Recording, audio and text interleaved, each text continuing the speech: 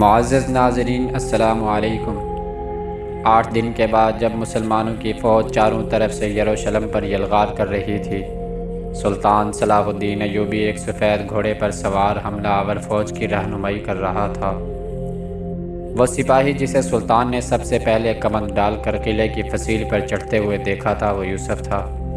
اوپر سے تیروں اور پتھروں کی بارش ہو رہی تھی اور یوسف سر پر ڈھال رکھ کر اپنا بچاؤ کر رہا تھا۔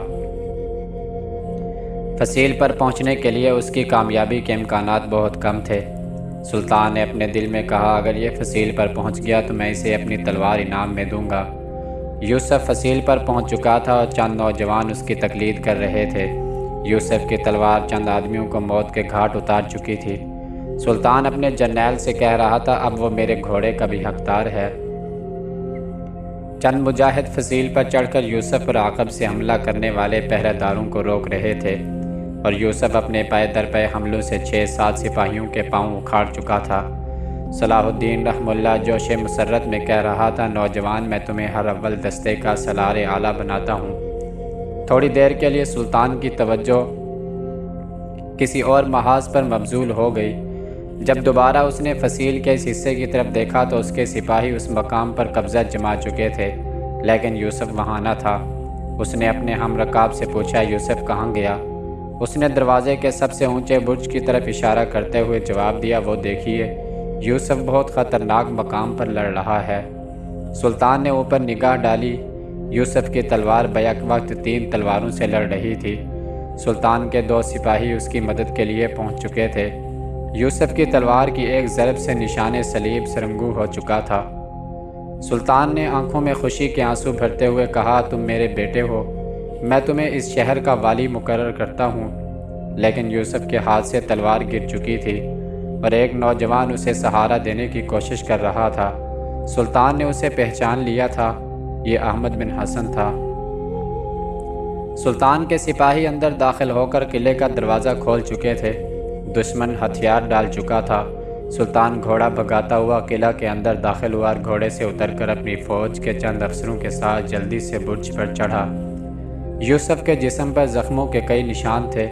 احمد اسے اپنی چھاگل سے پانی پلا رہا تھا۔ سلطان فرش پر گھٹنے ٹیک کر اس کے قریب بیٹھ گیا۔ اس کی زرہ کھلوا کر اس کے زخم دیکھے اور اس کی نبض پر ہاتھ رکھ کر مغموم لہجے میں کہا، بیٹا میں تمہیں اس شہر کا والی بنا چکا ہوں۔ شاید تمہارا عہد حکومت بہت مختصر ہے۔ اگر شہر والوں کے لیے کوئی حکم نافذ کرنا چاہتے ہو تو جلدی کرو۔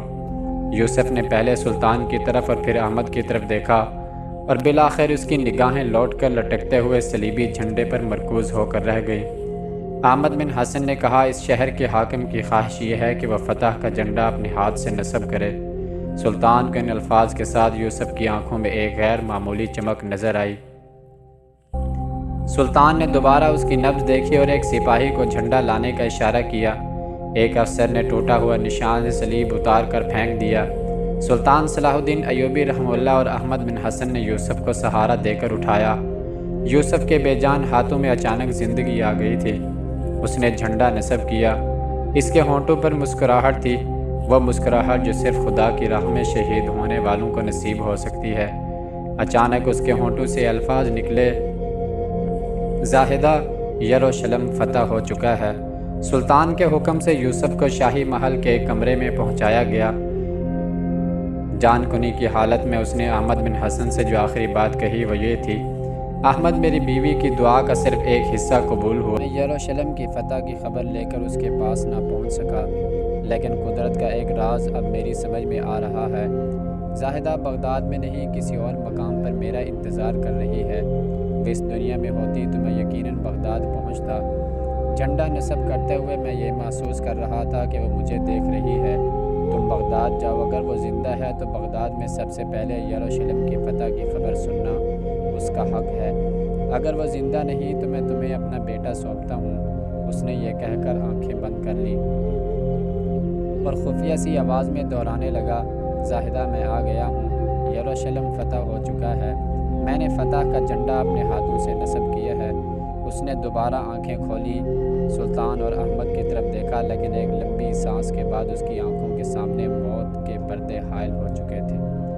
سلطان نے کہا احمد تم فوراً بغداد جانے کی تیاری کرو، میں تمہیں کچھ رقم یوسف کی بیوی کے لیے دیتا ہوں، اگر وہ خدا نخواستہ زندہ نہ ہو تو میں اس کے بچے کی پرورش تمہیں سونپتا ہوں۔ احمد بن حسن نے کہا میں تیار ہوں، اور اگر آپ کی اجازت ہو تو بغداد کے ایک سپاہی کو جو یوسف کا پڑوسی ہے ساتھ لیتا جاؤں۔ تھوڑی دیر بعد سلطان کی قیامگاہ کے سامنے 3 گھوڑے کھڑے تھے، جن میں سے ایک وہ تھا جس پر تھوڑی دیر قبل سلطان صلاح الدین ایوبی خود سوار تھا۔